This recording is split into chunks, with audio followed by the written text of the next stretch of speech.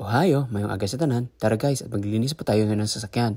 Actually, nilabang ko na pala yung mga car floor mats na to. At di muna natin sila ibabalik kasi ibabacuum muna ang loob ng sasakyan bago natin sila ibalik. So tara, punta tayo ng gas station kasi doon tayo magbabacuum ng sasakyan. So ito na pala yung car vacuum cleaner machine in Japan. And it actually works on a timer. And in this case, 5 minutes for 100 yen.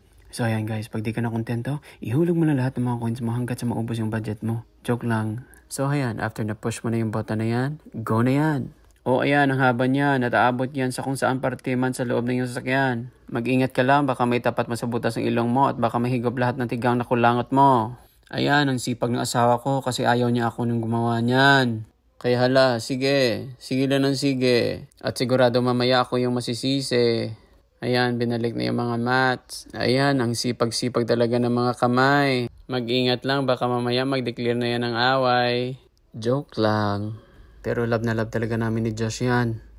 Ayan, finally tapos na. Arigato gozaimashita.